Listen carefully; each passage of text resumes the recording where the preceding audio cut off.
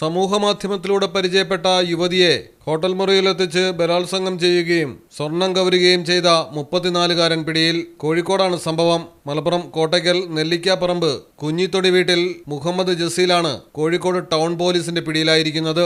നാദാപുരം സ്വദേശിനിയായ യുവതിയെയാണ് പ്രതി കോഴിക്കോട്ടെ ഹോട്ടലിൽ വെച്ച് ശാരീരികമായി ഉപയോഗിച്ചതും സ്വർണം കവർന്നതും.